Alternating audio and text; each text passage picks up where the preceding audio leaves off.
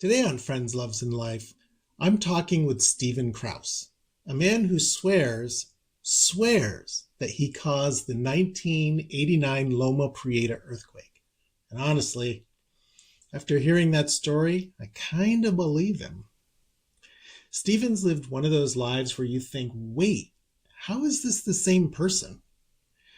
Growing up in Colorado Springs with a religious background, first boyfriend on a gay beach, years in the leather community, a career in landscape design, building massive LEGO masterpieces during COVID, and more than a few plot twists that I am not going to spoil here.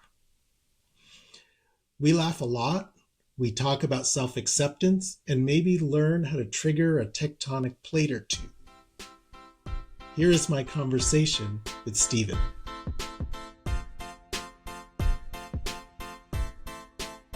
What kind of lighting are you using? Natural. No, I don't know. There's a light on the camera. I don't know. Oh. I don't know. I'm not all fancy like you. I don't have headphones. I know. Microphone.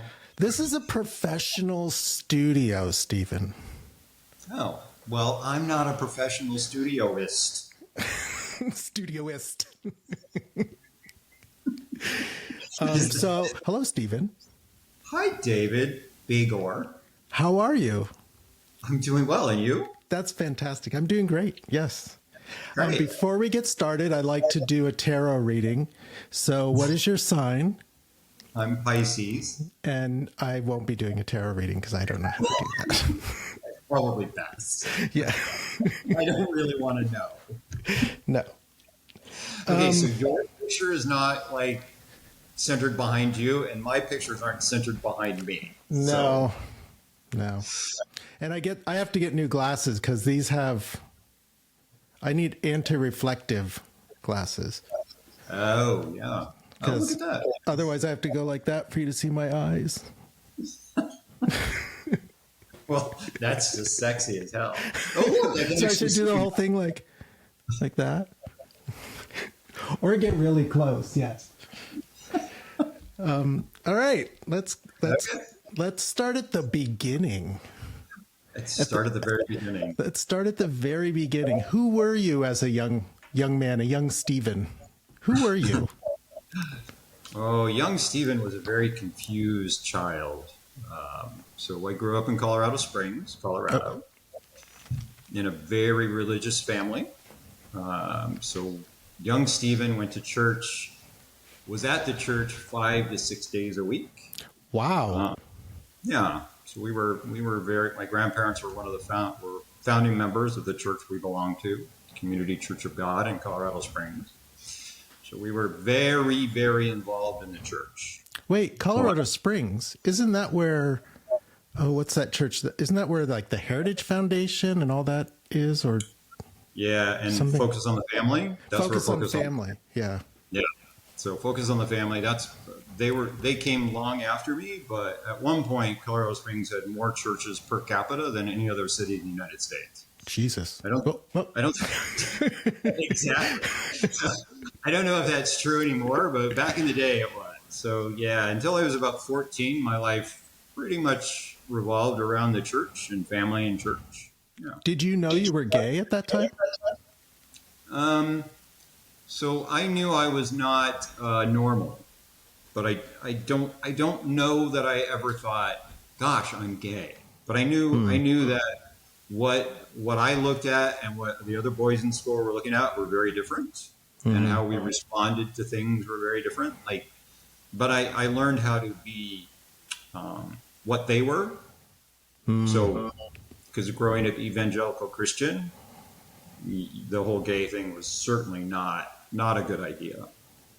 Yeah. Right. Yeah. Well, I keep hearing myself. And it's disturbing me. Well, it's delightful, though. I mean, it's a nice voice. What was the moment that you realized you were different? Did you just always know, or was there a moment like in your teen years? So probably the most telling thing. So I loved the JCPenney's catalog, but I loved the underwear section of the JCPenney's catalog. I remember those.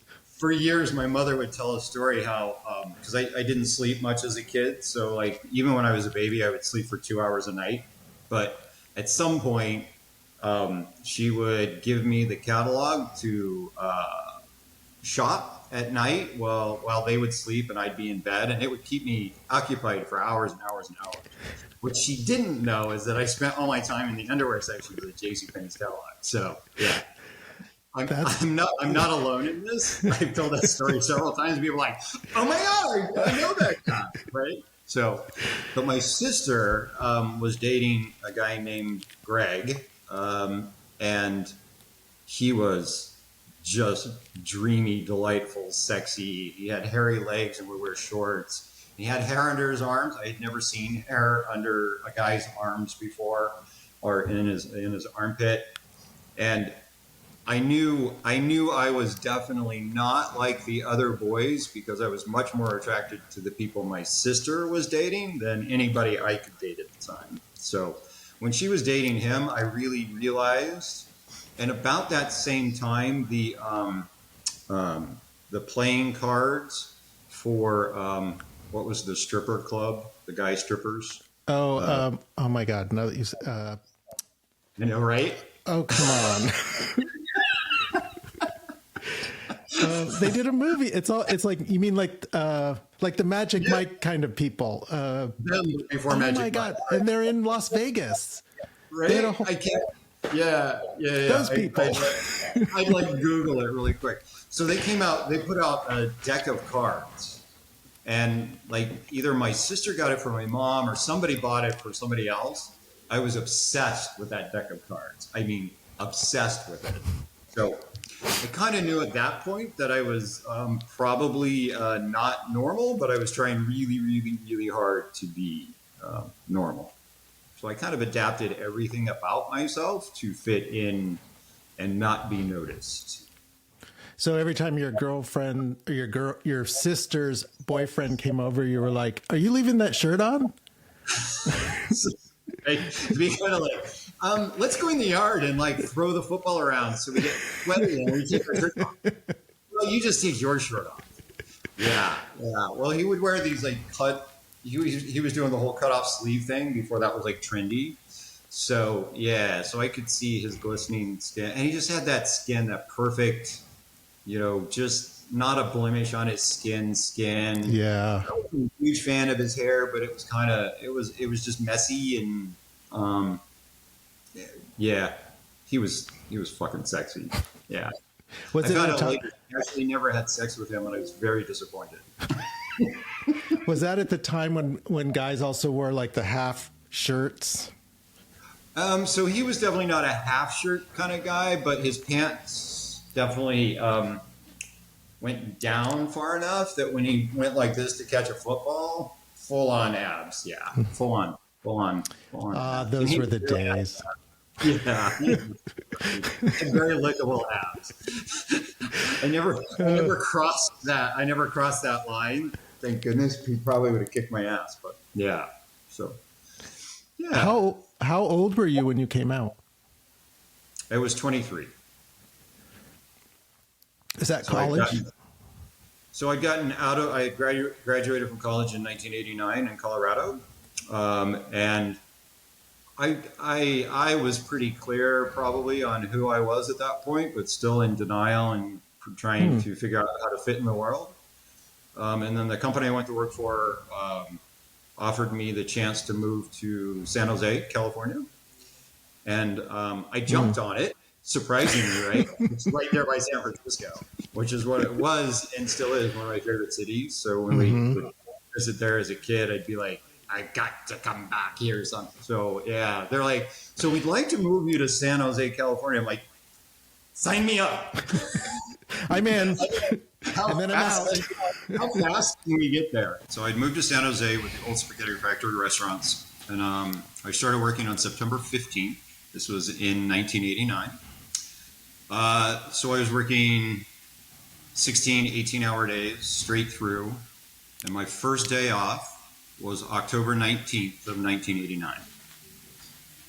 Does that date ring a bell? Wasn't that the earthquake?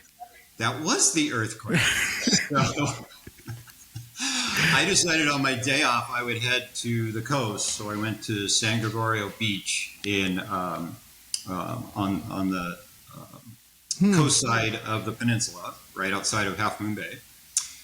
Turns out that's kind of a gay beach. Kind of knew that. Kind of knew that, but I didn't want to admit why I was going there.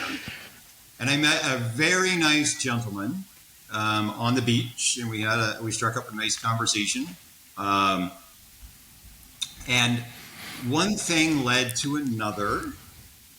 And as we were finishing up the thing we were doing, the earthquake hit. Oh. Yeah. So it was either love or it was an earthquake. All I know is the first blowjob I'd ever given as what I was considering to be like my when I'd actually come out to myself, like this is who I am. Yeah. Caused an earthquake. Yeah. So it was an earth-shattering, earth-shaking event. Wow. I've been trying to live up to it ever since. So. That's when we feel all those little tremblers. I'm going to think of you. Right. I have not recaptured the magic, but yeah. So that was that was kind of the turning point in my coming out. So from that point, I started exploring more, not just experimentation, but actually with an agenda to move myself from the old me to the new me. So, but that was the moment. Yeah. So the 1989 Loma Prieta earthquake. That was pretty much my moment. It was my fault, and it was a fault. Yes. So I'm going to get to your landscape and fitness stuff later, but just to touch on it, were you already working out at this time? Were you already a gym person? So not really. So I was not fitness oriented at that point. I was more interested in my persona and putting forward a persona of whatever straightness or whatever, but I wasn't working out yet. So you were still trying to be somebody that you weren't. Yes. Okay. Yeah. I was still very much trying to be the straight boy that I had grown up being, even all the way through working at Spaghetti Factory and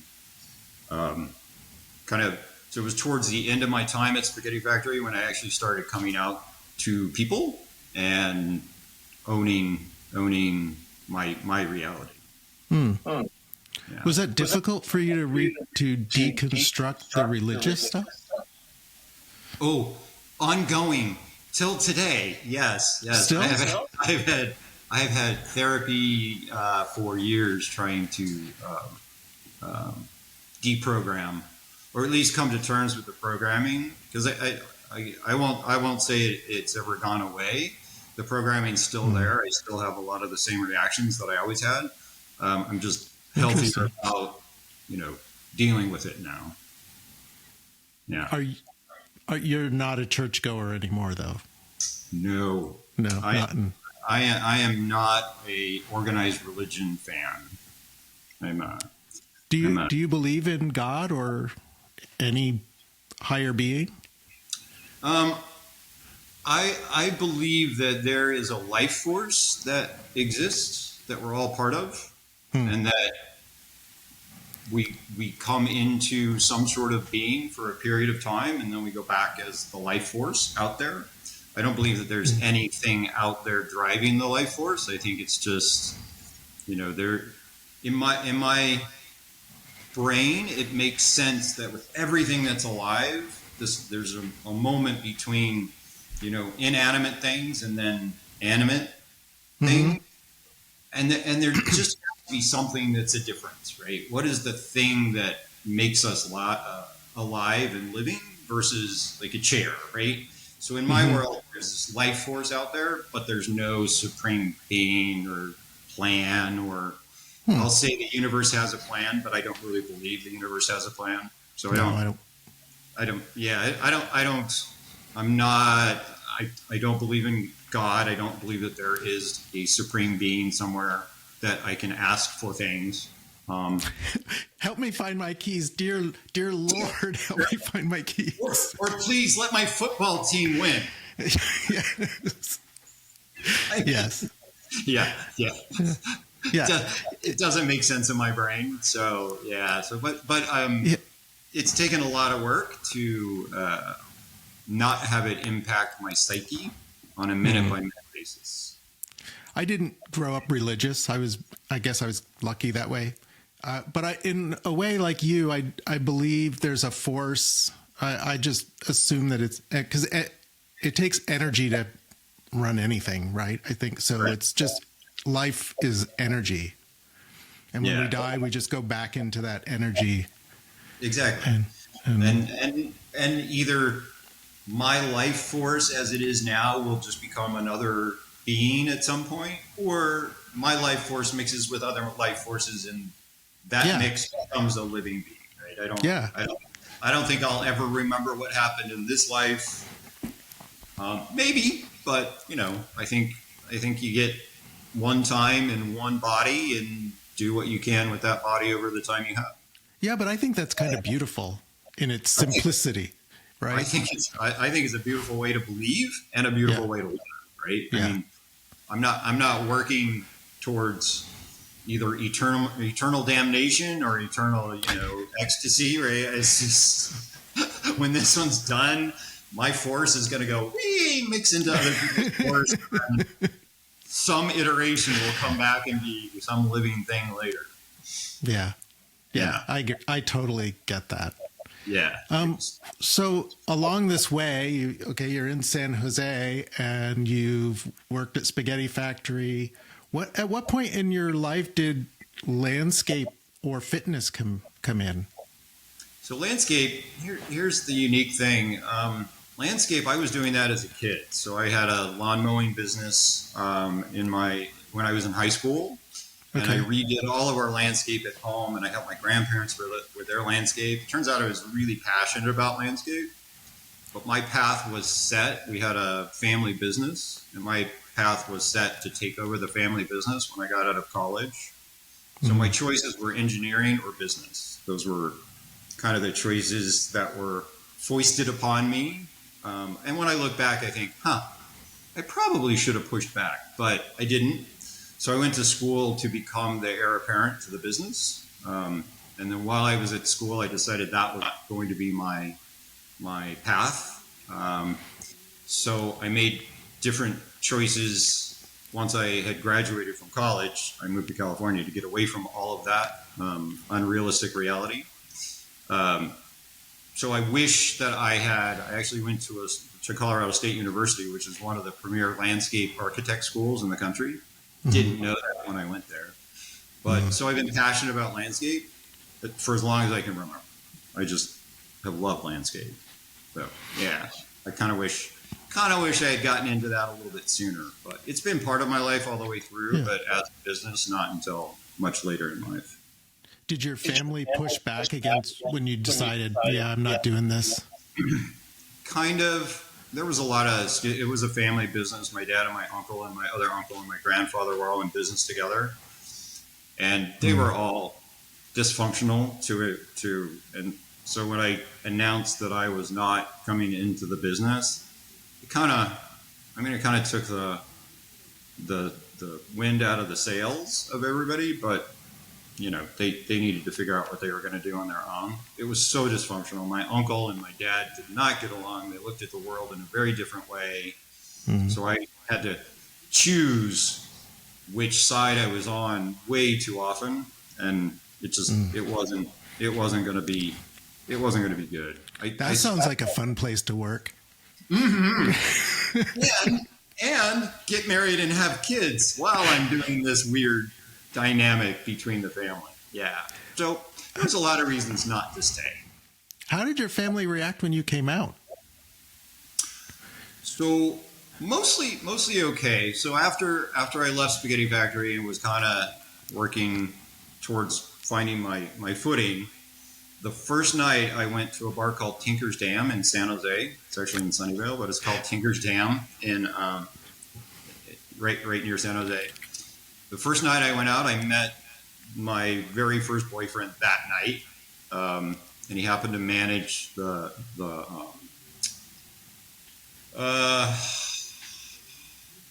one of the ritzy hotels, like the one that's up on Nob Hill in San Francisco. I don't The remember. Mark Hopkins or something like that? No, the other one where they did the hotel series. Doesn't matter. Oh, at the very top. Yeah. Oh, my God. We're gonna Google all this stuff. Oh, David, that's the guys that take their clothes off. I know that's the hotel. So Oh, my God. we managed the one in San Jose, and we became very close. Long story there too, but and then my parents were coming to visit, so I decided it was time to come out to them.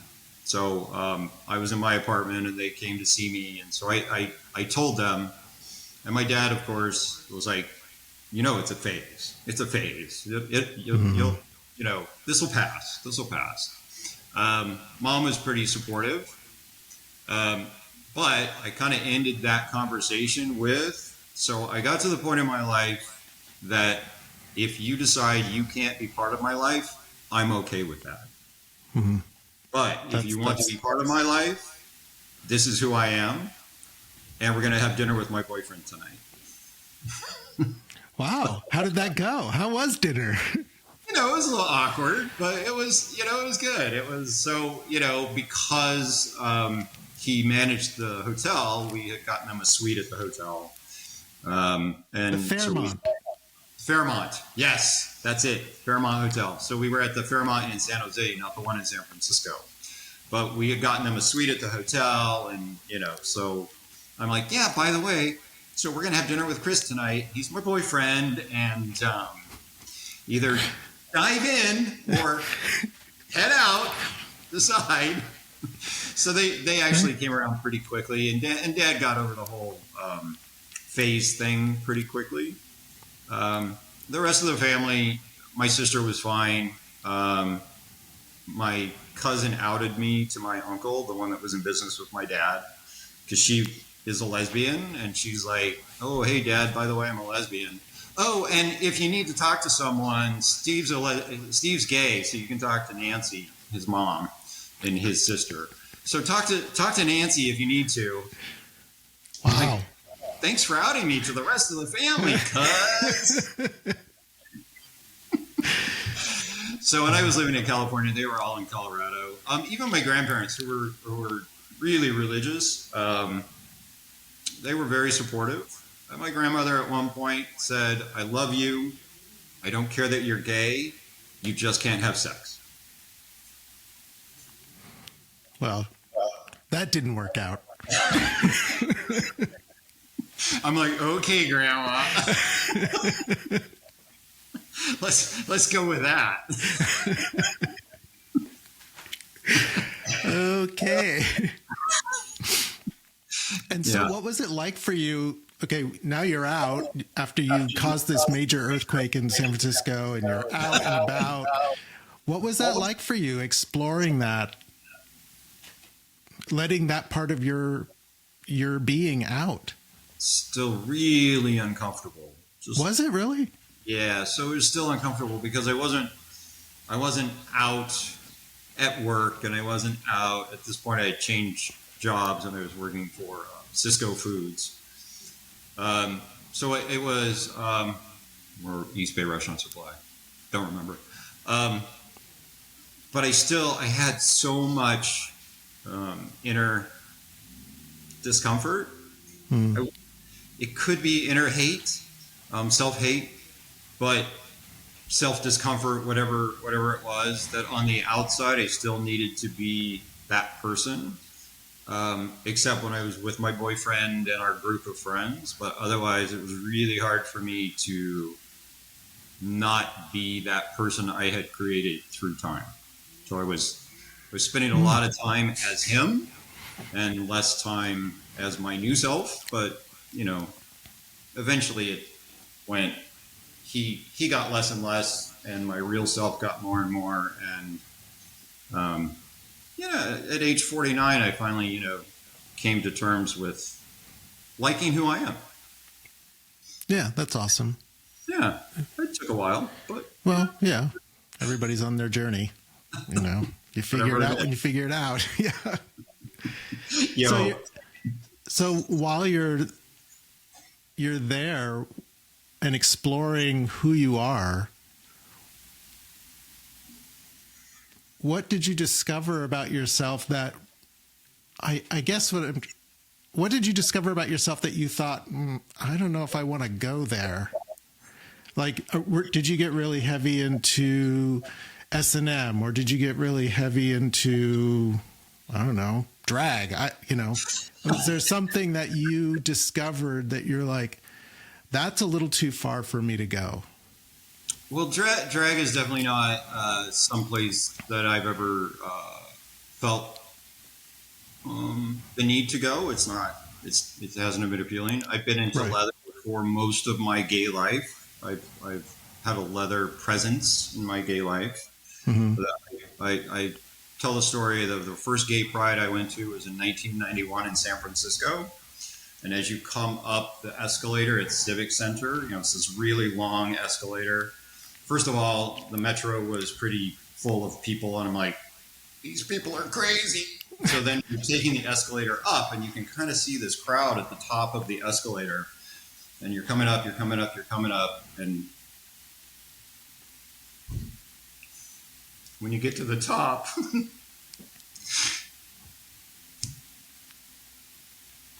there's just all these people. Mm-hmm. And I finally felt okay. Wow. I felt like I was going to be okay. And the second time that happened to me, I went to the Eagle Beer Bust on Sunday in San Francisco in sometime in 92. I can't remember. And that's a little more leathery crowd. Mm-hmm. That's when I knew I'd found my real tribe. So, And what made it your real tribe? What was the feeling that you got that? I think first impressions of the leather community were that they were just people being themselves, their authentic self. I don't know that that's as true as I assigned it back then, but it just felt like these were people that were going to live their truth and be who they were. And I think I just kept needing to push my limit to find who I was. Just keep, if it's not this, it's this. If it's not this, just keep pushing myself to, I don't know.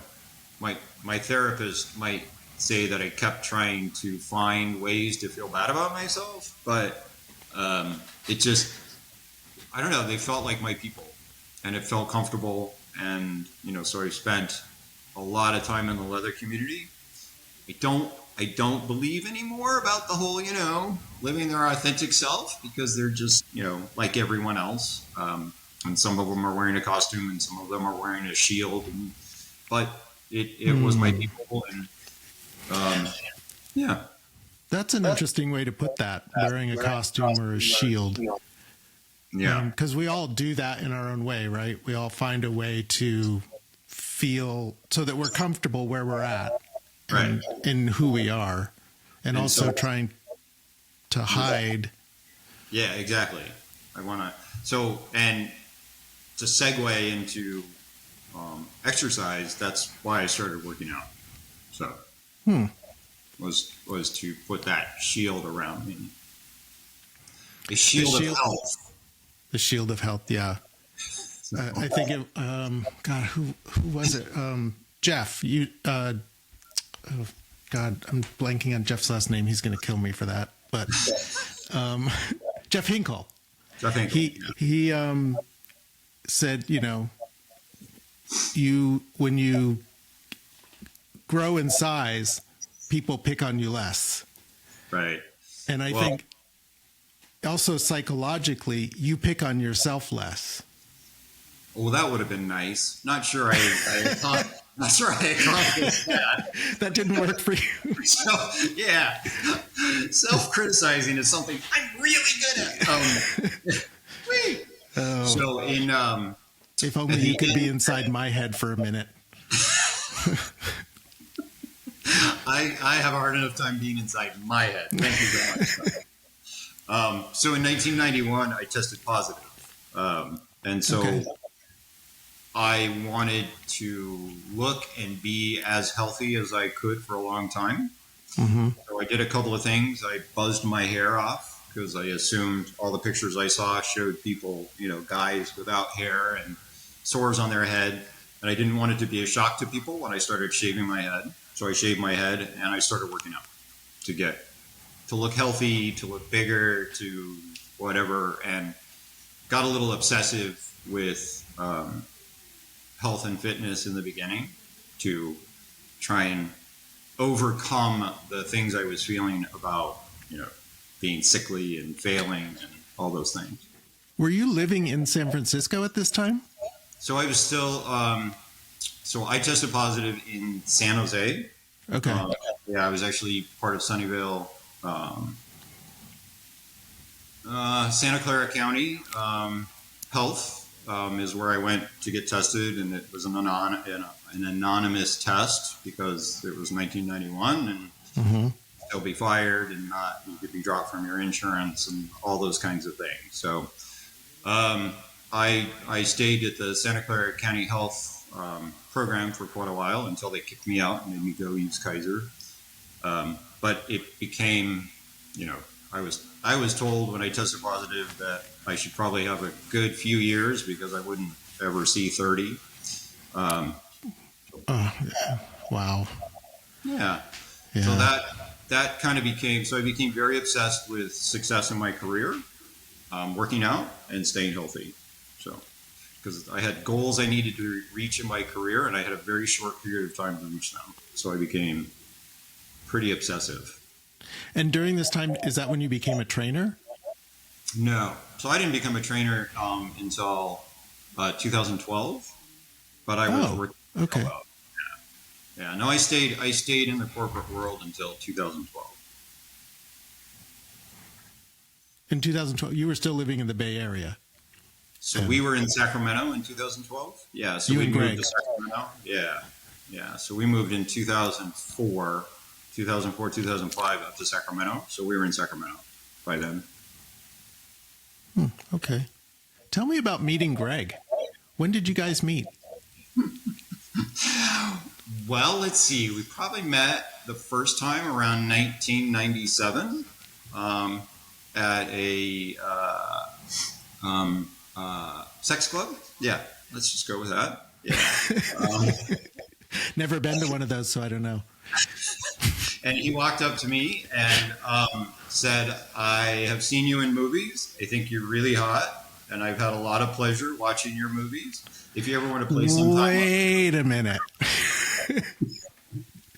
Wait a minute. Did we just skip over a whole career? Well, there's a lot. There's a lot. How many hours do we have? Oh my God. Okay, let's go. Let's carry on with the Greg thing, but we're going back to that other thing. Yeah, it was one of the sweetest things anybody's ever said to me. So I found him throughout the evening. We played, and then so we would find ourselves at that same club a few times between 1997 and 2000. In later 1999, I went to that club and I was just topping, and I ran into Greg, and so we had always been the other way when we'd met at the club. He'd always top me. And so that night I was topping, and I said I wanted to play with him, and he was just kind of really surprised because he just thought I was a bottom, and that's what I was looking for. And so we role reversed at that point. Then sometime after that, we saw each other passing on the street, and I said hello, and he said hello, and I was walking with two very good friends, two very beautiful men, and I said, "Hang on one second," and I ran back and said hello to Greg on the street. First time we'd ever seen each other outside of that club. And we talked about getting together, and we decided to get together for New Year's Day of 1999, or New Year's Eve day of 1999. Okay. And we've been together ever since. Yeah. That's very cool. That's a cool. That's a cool story. That's the day we fell in love. Was December 31st, 1999. And how long until you moved in together? So I had my place, and he and Scott. I joined the two of them in the beginning. I told you, many layers. So, I had my place. So I kept my place, and we'd have date nights. So one of them would come spend a night at my place, and it would just be the two of us. And then we'd swap, and the other one would come spend a night at my place, and then I'd spend a couple nights a week over at their place. And then I kept my place for 9 months before we actually all moved in together. So a throuple for a while. We were a throuple for almost 3 years. Yeah. Wow. Yeah. Yeah. How does that work? Seems very complicated to me, but it's very complicated. And for some reason, we've decided to try it a couple of times since, and it's just kind of silly. But yeah, it was very complicated. The thing is, I had gotten out of a somewhat emotionally abusive relationship. My second main, so my first one wound up being pretty abusive. My second one was an emotionally abusive relationship. So when I got out of that one, which was mostly because of protease inhibitors had come out, and I realized I was going to live, and I didn't want to live in that situation anymore. So I brought that relationship to an end, and I decided I did not want to be in a relationship. I just wanted to be me for a while. Sure. And then I met Greg, and he fucked that all up. So, but I think it felt like, so because there was two of them, I thought I'd have some of my own autonomy, but that's not really how it worked out. So we all tried to make it work. Had trouble therapy and stuff, but eventually Greg and I stayed together, and Scott went off on his own. Is living his best life now, and is married and having a good life. Good. Yeah. Okay, so now let's go back to your movie career. My movie career. Was it Hollywood? I'm sure it was Hollywood. It was almost like Hollywood. So how long did that go on? So not really that long. I made movies 94, 95, 96, and 97. Early 97 probably was the last movie I made. Okay. Until I got with Greg, and then he and I did one together in 2002. But my career was not long. I didn't do it for the money. I did it for the fun. And when I realized it wasn't actually fun, there wasn't much reason to do it anymore. So it was kind of a fantasy in the beginning, and just seemed like a good time. And I wanted people to think I was pretty. So, Well, and during that time in San Francisco, because I lived there from 91 to 2000. No, and yeah, maybe. Somewhere. The studios were really big then. They were a big deal during that time. Yeah. So I actually went and I met with, was it Stephen? Stephen at Hot House? Yeah, Stephen Scarborough. Yeah. I think I met with Stephen. And, we talked about fantasies and stuff. And he's like, well, you need to go over here and talk to Plane Wrapped. So I went over and talked to Plane Wrapped, kind of shared the same story that I had as a fantasy. And so they put me in movies. Yeah. Jumpin' Jacks was my first movie. What was it? Jumpin' Jacks. Jumpin' Jacks. I have heard of that, I believe. Yeah. Or it's a game I've heard of, one or the other. That's something you played on the playground. Yeah. Okay. So, all right. Now I'm going to jump forward. Okay. So, Legos. Let's talk about Legos. Let's talk about Lego. Well, first of all, I don't mean to be, overly traditionalist, but it's Lego. Oh, Lego. I'm sorry. Lego.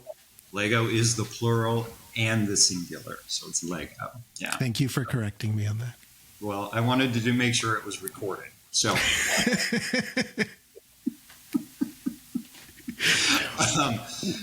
so Lego. So if we go back to where, I did all this landscape stuff as a kid, and I played with Lego as a kid, and I played with girder and panel building sets and erector sets and Lincoln logs as a kid, I would spend hours and hours and hours doing these things. So one would wonder why I didn't become some sort of an architect, but whatever. I kind of had smatterings of Lego moments throughout most of my adult life. But then when COVID hit, so I'd build like the cityscapes and all these different kits from Lego. And when COVID hit, we were living in Walnut Creek, and I decided I wanted to build Falling Water, the Frank Lloyd Wright house, right? I wanted to build. Okay. So I went on and trying to find this. Well, it was as high as $1,000 for this kit. I'm just like, well, that's stupid. That's insane, right? Because like everybody decided to do Lego during COVID. So we lived right across the street from the Lesher Center, which is the Performing Arts Center in Walnut Creek. One of the reasons we chose the condo we did is because it was across the street from the Lesher Center, and we love art or theater. So I'm like, I can build that because, I work in a 3D modeling program for my landscape, and I really good at SketchUp, and I thought, yeah, I can design that in my SketchUp. So I went over to the building and I did some measuring and got the satellite views, and then in a 3D program, I built the whole Lesher Center out of 3D, and then he scaled it to what I considered to be the most important brick of the center, right? The architectural feature that I would pull off of, which there were these circular windows on the front, and I decided that that's the scale I would use. So then I scaled my 3D model to use that as the window. Okay.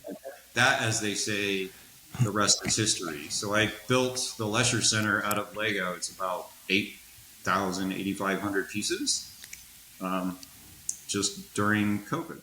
So, but you built it all not from a kit. You built it up from From found scratch. pieces, Wow, So that's kind of amazing. it's pretty fun. They're called my own creation MOCs, Lego MOCs.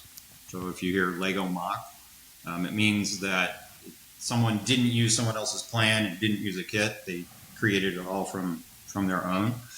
And so all the models most of the models that are around the house, those are my creations. So I took an existing building, I deconstructed it, figured out how to scale it to whatever piece I wanted to use, and then how to create the rest of it around it. And that one that you built, Lesher Center? The Lesher Center, yeah. The Lesher Center, is that still a... It sits here. So from the Lesher Center, I went to the Mondavi Center at UC Davis. So it's a huge performing arts center in UC Davis. And I built that one. And it's about 45,000 pieces. It took me about 200 hours. And it's on display in the lobby of the Mondavi Center. So I donated that to them. They built this. They had this big cart built for it to sit on, and a big plastic Lexan cover to go over it. And there's a sign there that says "Created by Stephen Crouse." Yeah. So it sits there at the Mondavi Center. That's very cool. My crowning jewel in my Lego career. And this is all because of COVID. Yeah. That's kind of amazing.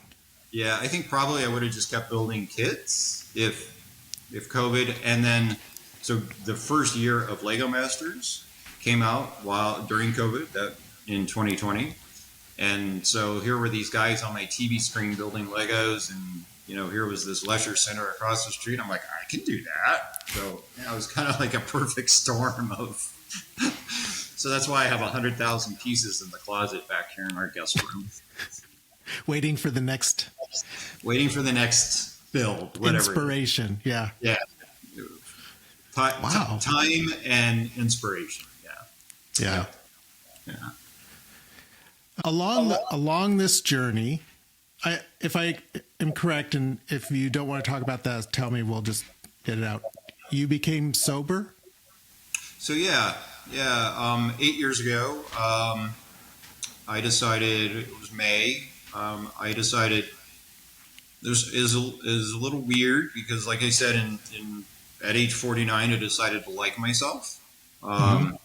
So the one thing that I continued doing that was giving me reasons to not like myself was drinking alcohol.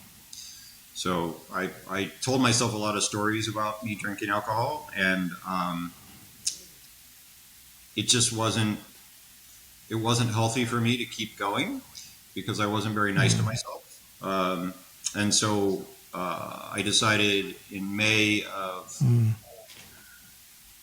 2017. It's been 8 years. So May of 2017, I just decided that it wasn't benefiting me anymore to drink alcohol. So I stopped drinking. So you just stopped? I just stopped. You don't go to meetings or anything like that? Yeah. So being in church and church choir ruined me for group dynamics. I hate group dynamics. So I could never go be in a group therapy kind of thing. It doesn't work for me. I sit there and I'm mean to everyone in my head. I'm mean to everyone there, and I'm mean to myself, and it just doesn't work for me. It takes me back to church days and horrible people behaving horribly to each other, even though they were purporting God's love and all that crap. So, yeah, and it's not. I guess I'm lucky. I don't have an addictive personality. I just decided to not drink anymore, and so I have a habit personality. But if I break a habit, then it's gone. It's fine. So I don't wake up every morning wishing I could have a drink. I don't even think about alcohol. So it doesn't. But that wasn't why you stopped either. Like, you weren't at that time thinking that as well. You just wanted to be healthier and take better care of yourself. Right. Mentally, I was not being nice to myself because of alcohol. And it was like the last thing that I had to berate myself over. And it just wasn't worth it. Oh, I see. Yeah. So I treated myself pretty badly. It doesn't matter whether I was an ass on alcohol or whatever. I didn't treat myself nice the next day. So I would question everything I said, everything I did. And, it's like, now I understand. I'm actually just an opinionated asshole a lot of times. It wasn't the alcohol. But now I'm just an opinionated asshole, not someone that can't control themselves on alcohol. So. And no one can blame it on anything but you. But me. It's me. This is just who I am, right? So because it's not some weakness, right? It's just who I am. It's not some weakness that alcohol makes me this person. So I'm appreciative every day that I gave it up, and I don't go down that path. Yeah. Cool. It's cool. Yeah. So if you could go back, if you could talk to the 20-year-old Stephen who's leaving Colorado, 20? You left Colorado, or 23? I left Colorado at 22. 22. Yeah. What would you say to him? I would say it's gonna be a bumpy ride, but strap in, boy. It's gonna be a bumpy ride. But it's gonna be awesome in the end. And mostly what I would say is try to like yourself earlier. Because that was really my struggle through all of the iterations of me, was liking who I was. And what do you think he would think of you now? I think he'd be really jealous. Yeah, I think he'd be really jealous. Yeah, because me at that age, I was so self-critical and so scared of being a certain thing, and it was just so complicated in my brain. And I think he'd probably think, I'm glad you're still alive, was the first thing probably. And the second thing would be, wow, I wish my brain could be as calm as your brain is. Well, he got there. He got there in the end. And I'm still alive. So yeah. Yes. Yeah. All right. Well, I appreciate you spending this hour with me. I have 2 more questions for you. Okay. One, what's next? What are you watching, reading, or planning that is exciting you? Well, we've got some travels coming up, so that's kind of exciting. and I'm dedicated to finding another Lego project. I'm just I'm looking for that inspiration. I'm waiting for it to hit. So that's because I really want to get back into that. Something that you can build from scratch, not through a kit. Right. Yeah. Right. Kits are easy. I've got 5 kits sitting in the closet. I'm just not excited to build them, and my husband is not excited to display them. So. Well, and kind of, why would you be excited when you've done these others from scratch? That's a whole nother level of design. And there should be so much to motivate me. I mean, Palm Springs is an architectural city, right? I mean, and yet nothing screams build me out of Lego yet. So it's kind of weird. So I'm going to look at the Plaza Theater and to see if there's something I could do about that, since it's going to be reopening. I think that could be kind of fun. But that would be kind of interesting. Yeah. Yeah, so kind of do the square and so it's jelly. It's meshing up there. When you're working ADD, its way through. When you're ADD and OCD, it kind of a moment happens when it's like, got it, and then Chippendales. What's that? Chippendales. Chippendales. Fairmont Chippendales. And we're done. Scene. Okay, last question. If you could have any gay icon, dead or alive, at your dinner table, who would it be and what would you serve? Ba-dum-bum. I kind of hate you right now.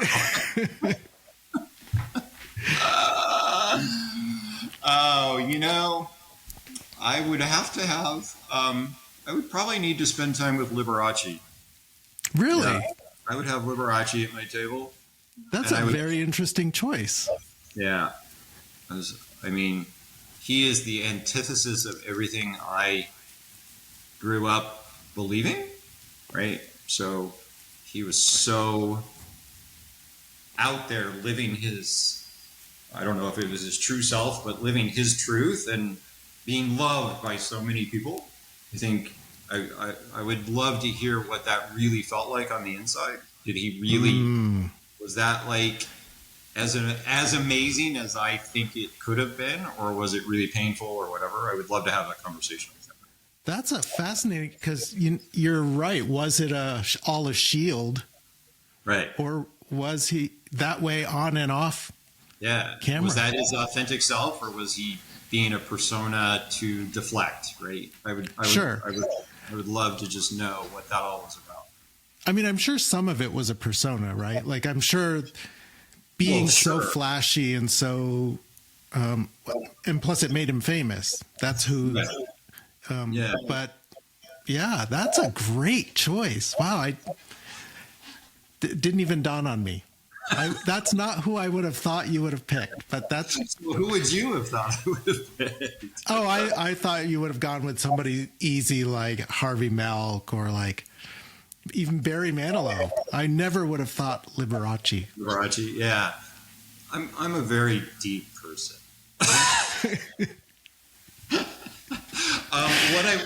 What I would serve is something really fabulous, obviously, with a candelabra. Well, duh. Out of Lego. Built out of a candelabra out of Lego. Yeah. Oh my God. There's an inspiration. Okay. It could be a really giant one too. It could do a really like. Yeah. Yeah. In your front yard. Okay. You're like, sure. Yeah. Dress the place up. Yeah. Well, thank you, Stephen. Well, thank you, David. This has been really pleasurable. Yeah, this has been awesome.